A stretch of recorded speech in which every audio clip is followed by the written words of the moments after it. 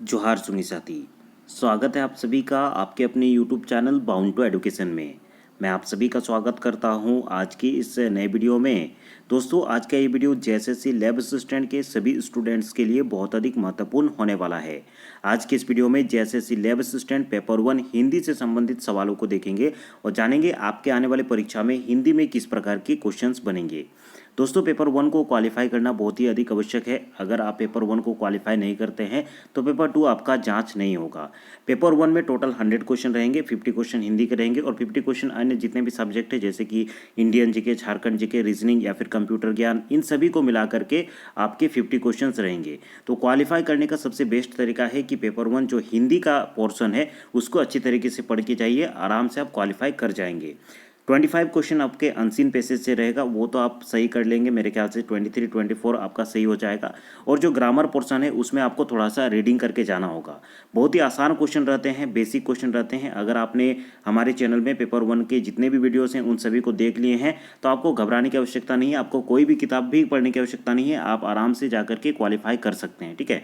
Previous year में जो भी क्वेश्चन पूछे गए हैं जेएसएससी में उन्हीं क्वेश्चनों को हूबहू रिपीट किया जाता है। इसलिए जो भी प्रीवियस ईयर में क्वेश्चन पूछे गए थे या फिर जो भी बार बार रिपीट होते हैं उनको मैंने करवा चुका है, उन सभी को देख लीजिएगा। और आज के इस वीडियो से भी आपके आने वाले परीक्षा में बहुत सारे महत्वपूर्ण प्रश्न बन सकते हैं, तो आज के इस वीडियो को भी शुरू से अंत तक जरूर से देखिएगा। अगर आप चैनल पर नए हैं, अभी तक चैनल को सब्सक्राइब नहीं किए हैं तो इसे जरूर सब्सक्राइब कर दें और अगर आपने इस वीडियो को अभी तक लाइक नहीं किया है तो इसे जरूर लाइक कर दें। चलिए दोस्तों, आज के इस वीडियो को शुरू करते हैं। आपको हर एक क्वेश्चन में 5 सेकंड का टाइम मिलेगा। कॉपी और पेन लेकर के बैठिए और हर एक क्वेश्चन का आंसर स्वयं से देने का प्रयास करेंगे। पिछले वीडियो में जहाँ पे एंड किया था, चलिए वहीं से शुरू करते हैं। देखिए, आज का इस वीडियो का पहला प्रश्न है, 2 किलो अनाज कौन सा विशेषण है? ये आपको बताना है। गुणवाचक विशेषण है, निश्चित संख्यावाचक विशेषण है या फिर निश्चित परिमाणवाचक विशेषण है या फिर संकेतवाचक विशेषण है। चलिए, आपको इस क्वेश्चन का आंसर अपने कॉपी में नोट करना है।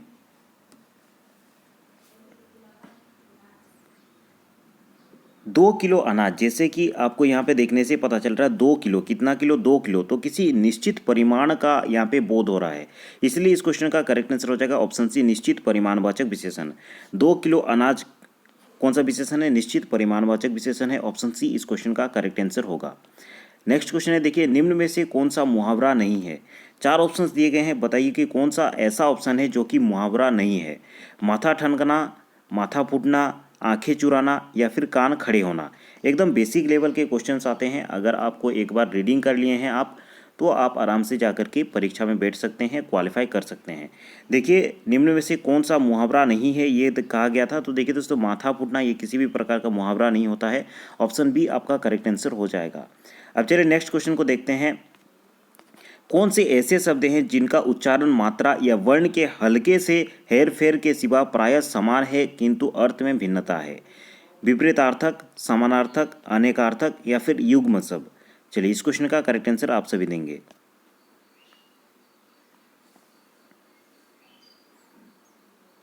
इसमें कहा गया है, कौन से, मान लेते हैं 2 आपके शब्द रहते हैं, उसके उच्चारण या फिर मात्रा में अधिक कुछ फेरबदल नहीं होता है, अर्थात कि अधिक कुछ डिफरेंस नहीं रहता है, केवल थोड़े से हल्के हेरफेर के सिवा समान रहता है, सारा चीज़ समान रहता है, तो ऐसे शब्दों को हम लोग युग्म शब्द कहते हैं। ऑप्शन बी आपका करेक्ट आंसर हो जाएगा, ठीक है।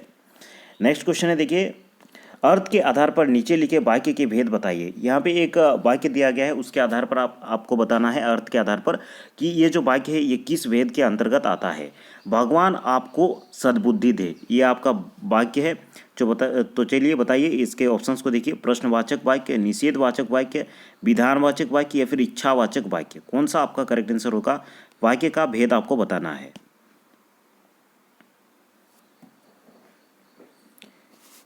तो देखिए दोस्तों, अगर आपने वाक्य नहीं भी पढ़ा है तो इसका आंसर आपको आता होगा। देखिए, इसमें पूछा गया है भगवान आपको सद्बुद्धि दे, तो इसमें किसी भी प्रकार का प्रश्न नहीं है, तो प्रश्नवाचक नहीं होगा। निषेधवाचक मतलब कोई भी मना करने वाला चीज़ यहाँ पे तो नहीं है, तो भगवान आपको सद्बुद्धि दे तो ये भी नहीं होगा।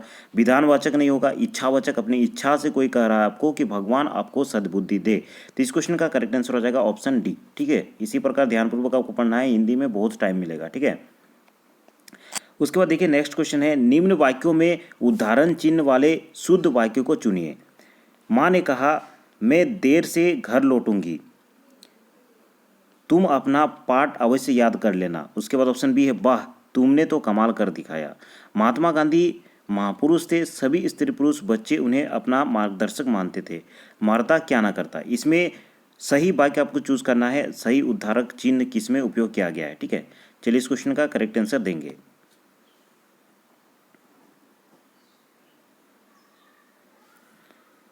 तो इस क्वेश्चन का करेक्ट आंसर हो जाएगा ऑप्शन ए, माँ ने कहा मैं देर से लौटूंगी, तुम अपना पाठ अवश्य याद कर लेना।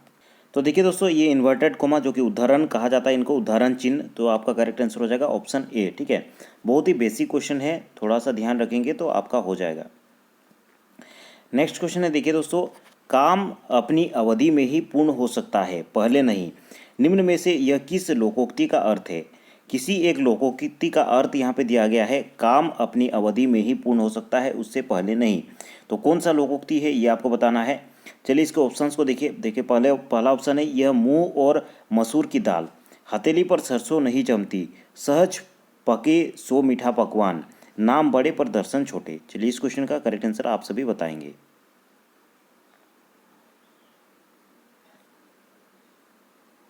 देखिए, हथेली पर सरसों नहीं जामती, इसका अर्थ हो जाएगा काम अपनी अवधि में ही पूरा हो सकता है। ठीक है, उससे पहले पूरा नहीं हो सकता है। इस क्वेश्चन का करेक्ट आंसर हो जाएगा आपका ऑप्शन बी। अब चलिए नेक्स्ट क्वेश्चन की ओर आगे बढ़ते हैं। देखिए दोस्तों, नेक्स्ट क्वेश्चन है, कुछ लड़के जा चुके हैं। इस वाक्य में जो कुछ है, ठीक है, ये जो कुछ है उसका विशेषण आपको बताना है। गुणवाचक विशेषण है, निश्चित वाचक विशेषण है, अनिश्चित वाचक विशेषण है, या फिर अनिश्चित संख्यावाचक विशेषण है। ठीक है, चलिए इस क्वेश्चन का करेक्ट आंसर देंगे।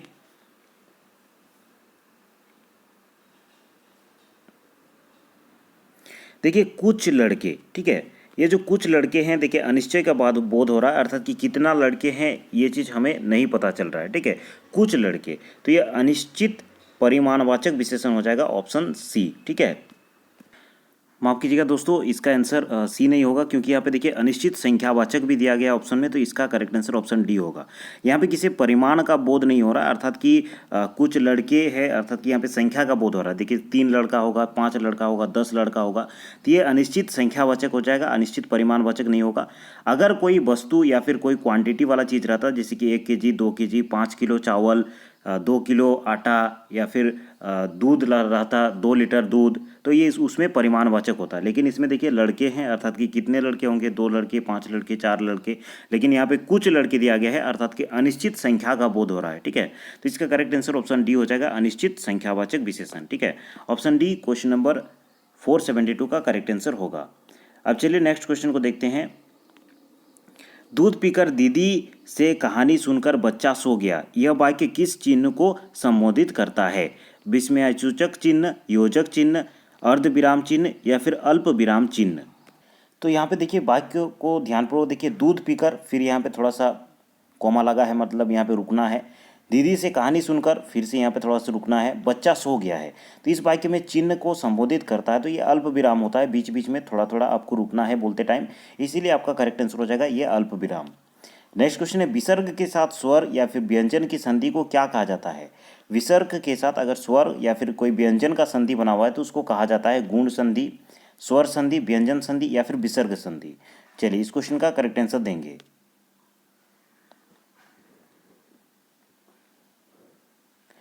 तो ऑब्वियस सा बात है, विसर्ग के साथ कोई स्वर या फिर व्यंजन का संधि बनाए तो उसको विसर्ग संधि ही कहेंगे। ऑप्शन डी आपका करेक्ट आंसर होगा। ठीक है, पढ़वैया में कौन सा प्रत्यय है ये आपको बताना है। या प्रत्यय है, या प्रत्यय है, वया प्रत्यय है, या फिर अया प्रत्यय है। चलिए इस क्वेश्चन का करेक्ट आंसर आप सभी अपने कॉपी में लिखेंगे।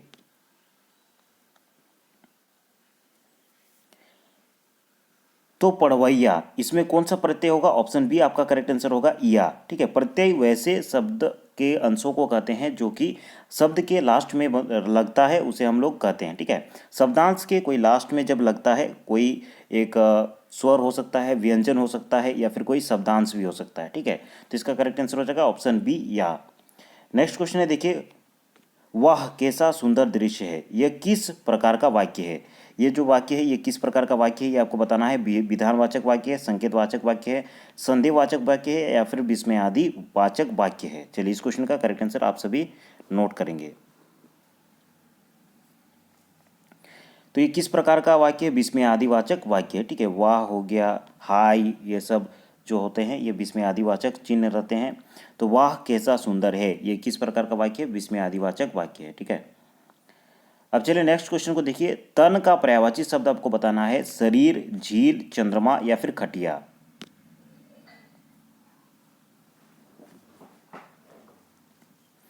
तो तन का पर्यायवाची शब्द आपका हो जाएगा ऑप्शन ए शरीर। ठीक है, पर्यायवाची शब्द से आपके परीक्षा में 2 क्वेश्चन पूछे जाएंगे, तो इसको देख लीजिएगा। संधि विच्छेद से 2 क्वेश्चन, विलोम शब्द से 2 प्रश्न। ठीक है, उसके बाद मुहावरा या फिर लोकोक्ति से 2 प्रश्न इस प्रकार के रहते हैं।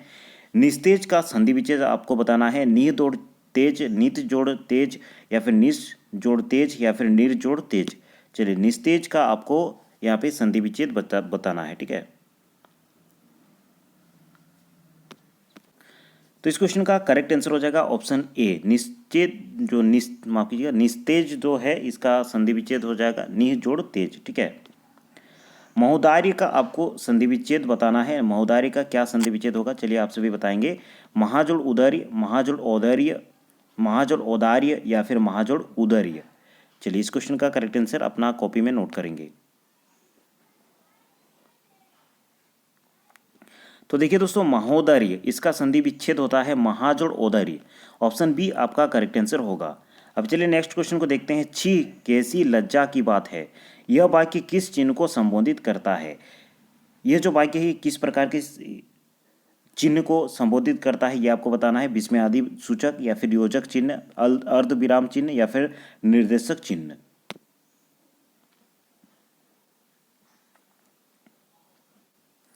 तो देखिए, छीह कैसी लज्जा की बात है, ये किस प्रकार का चिन्ह को संबोधित करेगा? विस्मयादि बोधक चिन्ह। ऑप्शन ए आपका करेक्ट आंसर होगा। ठीक है, विस्मय सूचक चिन्ह या फिर विस्मयादि बोधक चिन्ह। ठीक है, ऑप्शन ए आपका करेक्ट आंसर होगा। अब चलिए आगे चलते हैं, नेक्स्ट क्वेश्चन को देखते हैं। नेक्स्ट क्वेश्चन है, मीट बोला में समास है, कौन सा समास है ये आपको बताना है। कर्मधारय समास है, अव्ययभाव समास है, द्विगु समास है या फिर बहुब्रीहि समास है। मीट बोला में कौन सा समास है ये आपको बताना है। चलिए, इस क्वेश्चन का करेक्ट आंसर देंगे।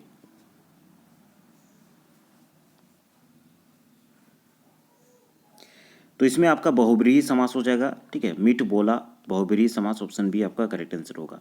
किस शब्द में आवट प्रत्यय नहीं है? आवट प्रत्यय किस शब्द में नहीं है ये आपको बताना है। सजावट, बनावट, रुकावट या फिर घबराहट।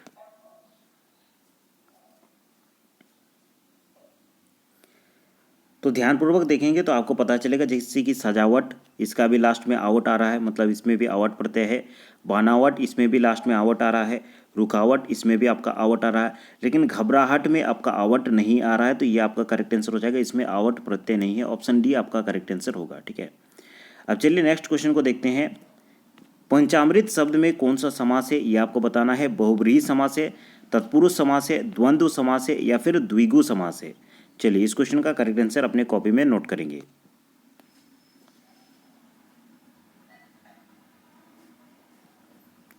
तो पंचामृत में कौन सा समास है? द्विगु समास है, ऑप्शन डी आपका करेक्ट आंसर होगा। ठीक है, क्योंकि यहाँ पे संख्या शब्द आया है पंचामृत। ठीक है, 5 जो की संख्या शब्द है, और ऐसे समास को हम लोग द्विगु समास कहते हैं। नेक्स्ट क्वेश्चन देखिए, निम्न में से शुद्ध वाक्य कौन सा है ये आपको बताना है। मैं आपके दर्शन करने आया हूँ, मैं दर्शन करने आया हूँ, मैं आपका दर्शन करने आया हूँ, आपका, मैं दर्शन करने आया हूँ आपके। कौन सा शुद्ध वाक्य है, अर्थात कि कौन सा सही से लिखा हुआ है ये आपको बताना है। तो इस क्वेश्चन का करेक्ट आंसर हो जाएगा आपका ऑप्शन ए, मैं आपके दर्शन करने आया हूँ। ये आपका शुद्ध वाक्य है, ऑप्शन ए आपका करेक्ट आंसर होगा। ठीक है, अब चलिए आगे चलते हैं और आगे के क्वेश्चंस को देखते हैं। मुरेली में कौन सा प्रत्यय है ये आपको बताना है। चलिए, इसको ध्यानपूर्वक देखिए। एला प्रत्यय है, रेला प्रत्यय है, ला प्रत्यय है या फिर इला प्रत्यय है। मुरेला में कौन सा प्रत्यय है ये आपको बताना है। तो मुरेला में एला प्रत्यय है, ऑप्शन ए आपका करेक्ट आंसर होगा। ठीक है, प्रतिध्वनि शब्द में प्रयुक्त उपसर्ग को आपको बताना है। प्र, प्रति, नि या फिर ध्वनि।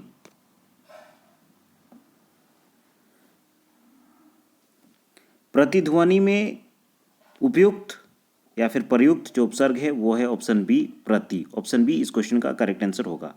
अब चलिए नेक्स्ट क्वेश्चन को देखते हैं। इस वर्ष फसल अच्छी नहीं हुई है, अनाज महंगा है, रिक्त स्थान के लिए उपयुक्त अव्यय क्या है आपको बताना है। इस रिक्त स्थान में कौन सा अव्यय लगेगा, क्या लेकिन है लगेगा, परंतु लगेगा, क्योंकि लगेगा, इसलिए लगेगा। इस क्वेश्चन का करेक्ट आंसर अपने कॉपी में नोट करेंगे।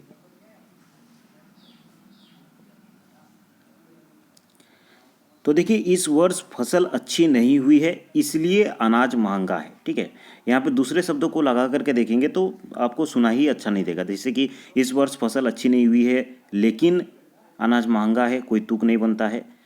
इस वर्ष फसल अच्छी नहीं हुई है परंतु अनाज महंगा है, ये भी इससे भी कुछ अच्छा नहीं निकल रहा है। ठीक है, क्योंकि भी अच्छा नहीं निकल रहा है, तो इसका करेक्ट आंसर हो जाएगा ऑप्शन बी इसलिए।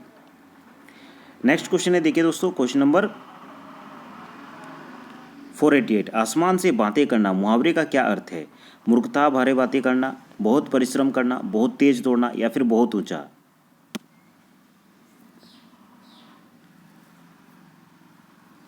तो इस क्वेश्चन का करेक्ट आंसर हो जाएगा ऑप्शन डी बहुत ऊंचा। आसमान से बातें करना अर्थात कि बहुत ऊंचा होना, ऑप्शन डी आपका करेक्ट आंसर होगा। ठीक है, और भी यहाँ पे कुछ कुछ दिए गए हैं मुहावरा जो कि पूछा जाता है, जैसे कि एड़ी चोटी का पसीना एक करना अर्थात कि बहुत परिश्रम करना, बेसिर पैर की बात करना, निराधार बात करना। ठीक है, तो ये सब भी इंपॉर्टेंट है, तो यहाँ पे दिया गया है। अब चलिए नेक्स्ट क्वेश्चन का आंसर बताइए। निम्न में से शुद्ध वाक्य कौन सा है, ये आपको चूज करना है। आज का समाचार अच्छा है, आज के समाचार अच्छे हैं, समाचार अच्छे हैं आज के, अच्छे हैं आज के समाचार। चलिए इस क्वेश्चन का करेक्ट आंसर देंगे। शुद्ध वाक्य कौन सा है ये आपको बताना है। Question number 489। तो देखिए दोस्तों इसका करेक्ट आंसर हो जाएगा ऑप्शन ए, आज माफ कीजिएगा ऑप्शन बी, आज के समाचार अच्छे हैं, क्योंकि समाचार कोई एक नहीं होता है, नहीं तो आपका ऑप्शन ए राइट हो जाता है। लेकिन यहाँ पे देखिए आज का समाचार अच्छा है मतलब कोई एक समाचार की बात हो रही है, लेकिन आज के समाचार अच्छे हैं मतलब एक समाचार नहीं होता, ऑब्वियस बात है। ऑप्शन बी आपका करेक्ट आंसर होगा, ऑप्शन बी आज के समाचार अच्छे हैं। नेक्स्ट क्वेश्चन है, दिल महसूस कर रह जाना मुहावरे का क्या अर्थ है आपको बताना है। विभिन्नता की स्थिति में होना, अक्षम होना, लालच करना, या फिर सींच कर रह जाना।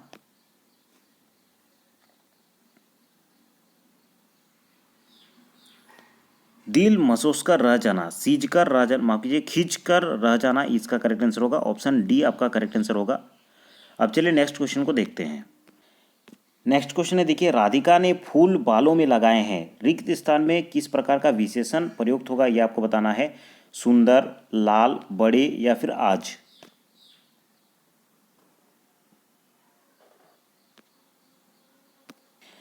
माफ कीजिएगा इसमें पूछा गया था कौन सा विशेषण उचित नहीं है। ठीक है, मतलब कौन सा विशेषण ऐसा है जो तो उचित नहीं है। तो राधिका ने सुंदर फूल लगाए हैं, ये भी सही होगा। राधिका ने लाल फूल बालों में लगाए हैं, ये भी सही होगा। बड़े फूल बालों में लगाए हैं, ये भी सही होगा। लेकिन आज जो है ये सही नहीं होगा। देखिए राधिका ने आज फूल बालों में लगाए हैं, ये किसी भी प्रकार से सही नहीं लग रहा। ऑप्शन डी आपका करेक्ट आंसर होगा। नेक्स्ट क्वेश्चन की ओर चलते हैं दोस्तों। नेक्स्ट क्वेश्चन है 492। निश्चल के पर्यायवाची शब्द आपको बताना है। खल, सठ, धूर्त, अवलंब, अवलंबित, या फिर आश्रित, आधारित। उसके बाद स्थिर, स्तब्ध, निष्पन्द, दरिद्र, वित्तहीन, धनहीन। इसमें निश्चल शब्द का पर्यायवाची शब्द आपको बताना है कि कौन कौन सा करेक्ट आंसर होगा। तो निश्चल शब्द का पर्यायवाची हो जाएगा स्थिर, स्तब्ध, निष्पन्द। ऑप्शन सी आपका करेक्ट आंसर होगा। निश्चल मतलब जो स्थिर है, ठीक है, मतलब जो चल नहीं रहा है, तो उसी को यहाँ पे कहा जाता है स्थिर, स्तब्ध, या फिर निष्पन्द। चलिए अब नेक्स्ट क्वेश्चन को देखते हैं। Question number 493। निम्नलिखित वाक्यों में से थोड़ा जानने वाला के लिए कौन सा विकल्प सही है। थोड़ा जानने वाला, ये अधिक शब्दों के लिए, अनेक शब्दों के लिए एक शब्द वाला क्वेश्चन है। अल्पज्ञ, सर्वज्ञ, अज्ञ, या फिर बहुज्ञ।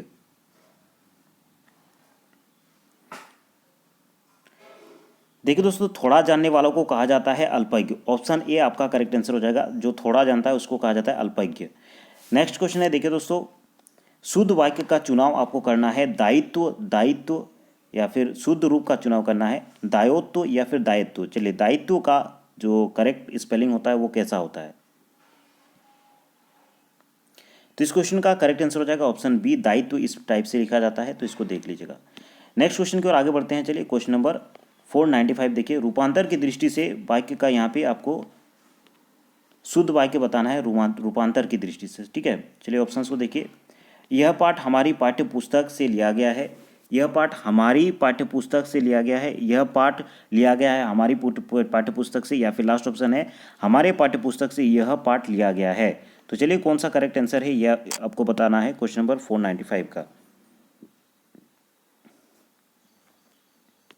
तो इसका करेक्ट आंसर हो जाएगा ऑप्शन बी। ठीक है, यह पाठ हमारी पाठ्य पुस्तक से लिया गया, ऑप्शन बी आपका करेक्ट आंसर होगा।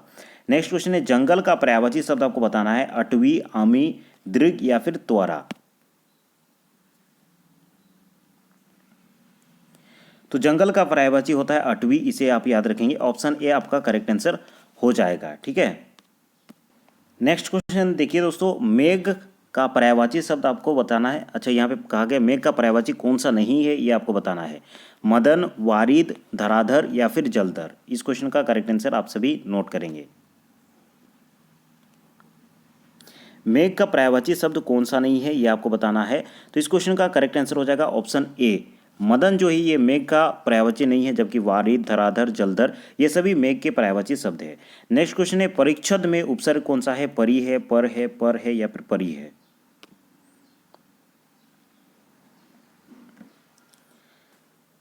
तो परिच्छद में कौन सा उपसर्ग हो जाएगा, ऑप्शन ए आपका करेक्ट आंसर हो जाएगा परी। ठीक है, अब चलिए नेक्स्ट क्वेश्चन को देखते हैं, दांतों तले उंगली दबाना, मुहावरे का क्या अर्थ है। दांतों के नीचे उंगली दबाकर रखना, बुरी तरह हराना, आश्चर्य प्रकट करना या फिर बहुत गुस्सा करना। इस क्वेश्चन का करेक्ट आंसर आप सभी देंगे। दांतों तले उंगली दबाना, इस मुहावरे का अर्थ होता है आश्चर्य प्रकट करना, ऑप्शन सी इस क्वेश्चन का करेक्ट आंसर हो जाएगा। चलिए दोस्तों, आज के इस वीडियो को यहीं पे एंड करते हैं, नेक्स्ट वीडियो में कंटिन्यू करेंगे। अगर आपको इस बुक का पीडीएफ चाहिए तो मुझे कांटेक्ट कीजिएगा, नीचे टेलीग्राम आईडी का लिंक मिल जाएगा, उसमें कांटेक्ट कर सकते हैं या फिर व्हाट्सएप में भी कांटेक्ट कर सकते हैं। आज के इस वीडियो को देखने के लिए बहुत बहुत धन्यवाद। अगले वीडियो में हम लोग फिर मिलते हैं। अगर आपने अभी भी चैनल को सब्सक्राइब नहीं किया है तो मैं आपको फिर से एक बार याद दिला देता हूं कि चैनल को जरूर से सब्सक्राइब करें, इसी प्रकार आपके लिए वीडियो आते रहेंगे। और अगर आपने इस वीडियो को अभी तक लाइक नहीं किया है तो इसे जरूर लाइक करते हैं। आज की इस वीडियो को देखने के लिए बहुत बहुत धन्यवाद। बाउंड टू एजुकेशन फैमिली के साथ जुड़ने के लिए बहुत बहुत धन्यवाद।